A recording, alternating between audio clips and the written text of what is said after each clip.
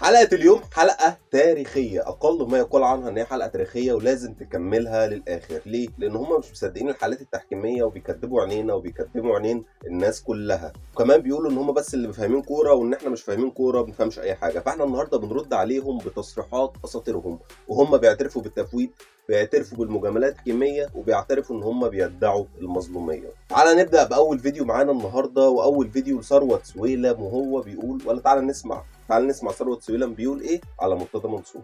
انا هكلم حضرتك بمنتهى الصراحه. ايوه بالظبط. مرتضى منصور برضو حريص جدا نادي الزمالك باللي بيتقابل نادي الزمالك بالمشاكل الكتيره اللي قابلت المستشار مرتضى خلال الفتره اللي فاتت دي. حابب جدا ان هو ياخد بطوله، فبرضو بيقول انا عاوز حكام مصريين. ده ثروت سويلم ساعتها بيعترف اعتراف صريح كده ان مرتضى منصور عايز بطوله من الاخر، فبيقول له لا انا عايز حكام مصريين مش عايز حكام اجانب، عشان الحكام الاجانب بيتدققوا معانا وبتاع ومش هينفع حكام اجانب.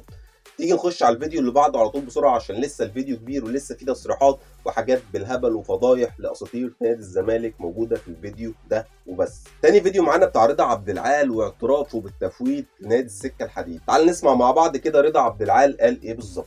فاروق جعفر كلمنا قال لنا في السكه الحديد عايزه ان هي يعني نتعادل عشان ان هي تقعد، لان كان الصراع بين المقاولين والسكه. عرفت فرقتك عملت ايه ساعتها؟ هو ساعتها المقاولين هبط.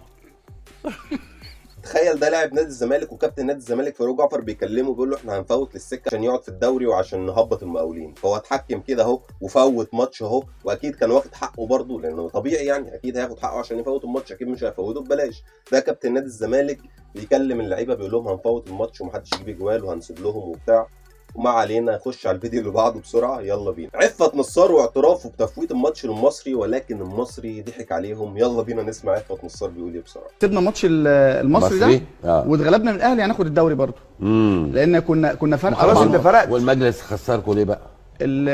جم قالوا خلاص هم عملوا اتفاق مع المصري ان هم يلعبوا المباراه دي خلاص محبه، ما حدش يتعور، ما حدش يدخل جامد. يعني حلوين مع بعض. يعني بس عشان تتعلم الدرس يا عفت وما تفوتش تاني. اهو المصري ضحك عليك، عايز ايه تاني؟ عارف لو فوتت تاني مع الله اعلم بمين يضحك عليك تاني. عفت نصار اهو اعترف ان المصري ضحك عليهم، وبعد ما كانوا متفقين ان هم يتعادلوا وبتاع المصري حط جول والدنيا باظت منهم. تعال نسمع عن اكبر تفويته في التاريخ، تفويته اسامه نبيه، واللي هتلاقوا حلقه كامله عن التفويته دي وعن النهائي اللي كان فيه فضيحه من عصام عبد الفتاح موجوده هنا في البيتش. تعال نسمع اسامه نبيه قال ايه بالظبط مع بعض.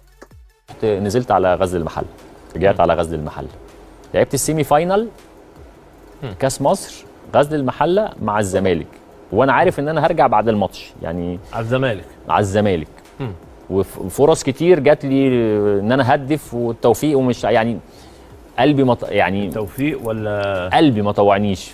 جات لي فرص فعلا اللي هو قلبي ما طوعنيش. فرص وانت ما حبيتش تهدف. جالي فرص لدرجه ان انا كنت بلعب ساعتها نركز مع بعضينا لدرجه ان انا جالك فرص، جالي فرص وما قدرتش، لدرجه ان انا ساعتها كنت بلعب على كابتن ابراهيم حسن. في يوم واحده من قلت له شيل، يعني في يوم واحده عارف انت اللي طبعا قلب اسامه نبيه حنين رهيف، ما قدرش يجيب جول فريق. هو معذور بصراحه، يعني هو فريقه برده بيلعب ضده وبتاع، فما ينفعش يجيب جول وهو راجع له بعديها بماتش. يعني هو الغلط هنا على مدرب المحله اللي هو ينزل لعيب خاين زي دوت يلعب في فريقه ويدافع عنه، وهو اصلا منتمي لفريق تاني وما رضيش يجيب اهداف باعترافه الضمني اللي هو قاله. تعال نسمع بقى ابو الكباتن كابتن فاروق جعفر كان بيعمل ايه مع الحكام في افريقيا. اسمع. ونقعد مع الحكم، وانا كنت بقعد مع الحكم ككابتن. الحكم يقول لي عايز ضربه جزاء ولا تطرد لعيب. ايوه هو ده فاروق جعفر اللي كان بيعمله بالظبط، كان بيروح يقعد مع الحكام يظبطوهم، عايز بيلن ولا طرد ايه الدنيا. كان بيعمل كده بس لا، في تصريح تاني اخطر من ده، يلا نسمعه. اخدت كام ضربه جزاء في حياتك بالطريقه دي يا كابتن فاروق؟ كل ضربات الجزاء من سنه 80 لغايه سنه 84 85 كل ضربات الجزاء ما فيش ولا واحده ده جميل يا كابتن فاروق. 5 سنين فاروق جعفر ولا ضربة جزاء صح. مش انا اللي بقول، ده فاروق جعفر اللي بيقول. معنى كده انت من سنة 80 سنة 85 ما كسبتش ماتش صح. فاروق جعفر اللي بيقول، اسطورة نادي الزمالك مش انا. فالحمد لله كده الحقيقة وضحت والصورة وضحت والدنيا وضحت عاملة ازاي، ان فاروق جعفر بيقول من سنة 80 ل 85 احنا ما خدناش ضربة جزاء صح، او انا ما خدتش ضربة جزاء صح. اعترافات اساطير نادي الزمالك بالمجاملات التحكيميه تعال اسمع بقى حارس المحله وهو بيقول ان هو كان بيفوت وكان بيفرح لما بيجي في جوان كده من نادي الزمالك عشان هو زملكاوي، وكان بيروح يكلم لعيبه الزمالك كمان. اسمع كده حارس المحله بيقول ايه. بيخش فيك على طول. ببقى من جوايا كده ببقى مبسوط. تبقى مبسوط. انت زملكاوي ولا الكاوي ولا ايه؟ والله. والله. لما يخش فيك هدف من الزمالك عادي؟ لما يكون بس محتاج دوري ولا حاجه كده واحنا نبقى في الامان 100% مفيش مشاكل يعني. مفيش مشاكل. حصلت معايا مع الكابتن حسام ساعتها كان. بس انت جريء قوي على الهوا بتقول الكلام ده. لا قعد ما بكسبش ما بخافش من حاجه. ورجع كان عندنا مباراه المحله في المحل، هو برضه كان المحله والزمالك. كان مش عارف مين اللي رفعه من ناحيه اليمين، فطار عليها بدماغه وحطها بدماغه في الزاويه ده وكنت طار معاه. حضنته بعد ما جاب الجول. لا انا من جوايا. تخيل كل ده وبيقول لك احنا مش نادي مجاملات ومش نادي تحكيم. لا مش احنا يعني. لا، الاهلي هو اللي نادي مجاملات ونادي تحكيم وبيتظلم وي وي وي وي وي وي. طب تيجي بقى اوريك كده عشان هم زايطين الفتره اللي فاتت على قصه محمد عبد الوهاب. مجلس اداره الاهلي السابق لما قال احنا اخدنا ايمانويل او جبنا له عقد كده بره عشان يمشي من نادي الزمالك عشان كان عامل لنا مشاكل وكان لعيب فنيا عالي جدا.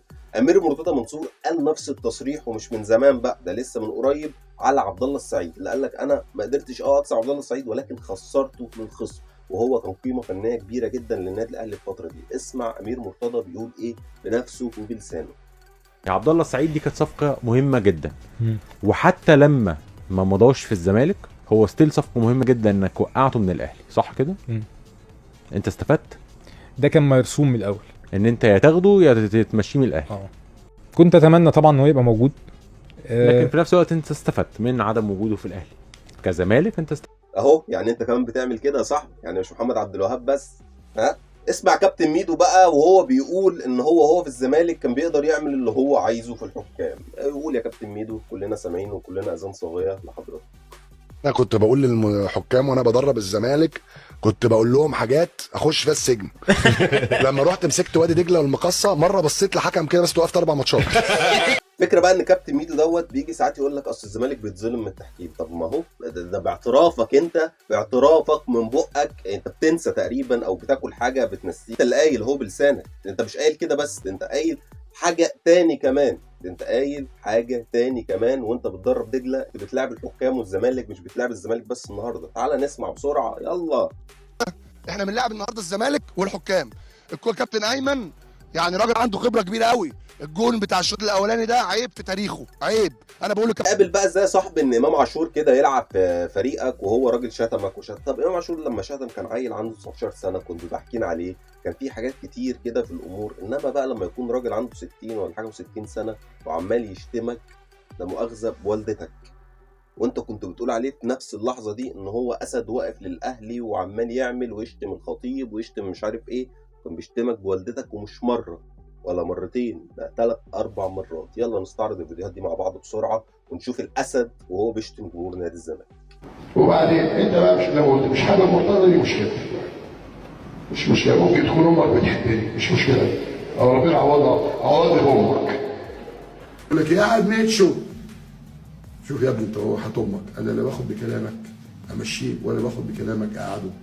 انا مش بصالح النادي مع مجلس الاداره. خلاص انت بقى عايز تمشي خلي ابوك يمشي امك. حسن ونجيب بهاء مجدي ونجيب ساسي فرجاني كابتن منتخب تونس، نجيب حد النقاص عارف، ونجيب عمرو السعيد. هتعرف فاضل مين؟ فاضل اجيب فاضله يالا.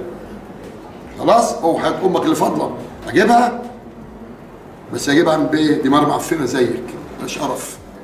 معاكم الفيديو تصريح تاريخي لحسن شحاته، وهو بيتكلم ان الزمالك قد ايه بيدعي المظلوميه عشان يبين ان هم مظلومين وبتاع عشان يداروا الفشل بتاعهم.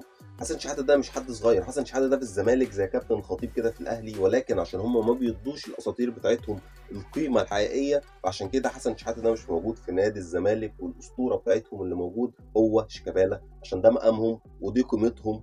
واحد زي شيكابالا مش واحد زي حسن شحاته اللي كنت اتمنى ان هو يكون اسطوره من اساطير النادي الاهلي، ولكن للاسف الدنيا ما بتدكش كل حاجه. هنسمع حسن شحاته كده قال ايه على فكره المظلوميه ونرجع مع بعض تاني عنها.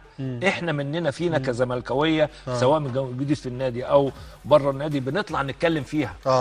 بس طول الوقت هتشوف الزملكاوي بيقول اتحاد الكوره ضدنا، الحكام بيجاملوا الاهلي، مش ما اقدرش اقول لك استاذ ابراهيم حاجه زي كده، لان ديت عمليه بتبقى عمليه يعني عارف ازاي انت بتحاول تحسس نفسك انك دايما مظلوم. هو دايما الزمالك كده تحاول عيان بالاحساس بالاضطهاد ده. خلاص ان احنا نقول ده الكره مش اوف سايد وحسبها اوف سايد معلش بقى، وضيعوا علينا ده كلام كوره وكلام بقى ناس قاعده عشان تقول والله ضيعوا علينا دي وما ضيعوش علينا دي. ليه الزمالك اللي طول الوقت عنده هذه العقده؟ بسال حضرتك. ما هي عقده الظلم، ما انا بقول لك عقده الظلم. انا عاوز دايما ابقى في الظلم عشان يبقى مبرراتي او المبررات اللي انا اصدرها مبررات كتير، او الناس ممكن عاوزه تبرر لي فيبقى ده الزمالك ده مظلوم، ده شفت الحكم الفلاني عمل له كذا وكذا، ده حسب للنادي الاهلي وما يقدرش يحسب للنادي الزمالك. احنا اللي بنصدر الحاجات دي اوهام طبعا. ايوه قول يا كابتن حسن وسمعنا وضربنا وفهم جمهور نادي الزمالك ان هم بيدعوا المظلوميه ولكن هم مش مظلومين.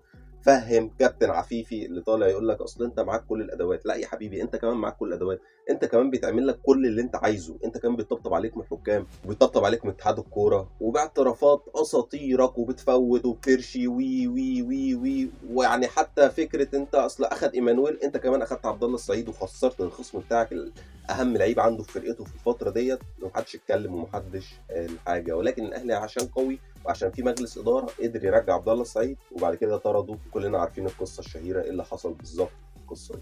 ده جزء صغير من تاريخك، في جزء تاني وتالت ان شاء الله، وفي حاجات اكتر من كده بكتير هتتعرض على الصفحه الفترات اللي جايه. اعمل شير بقى على اوسع نطاق، اوسع نطاق عشان الفيديو ده يوصل للناس كلها بتصريحات اساطيرهم. ما تنساش تعمل فولو للبيج عشان يوصل لك كل جديد، عشان اللي جاي خطير واللي جاي احلى. بس كده، سلام.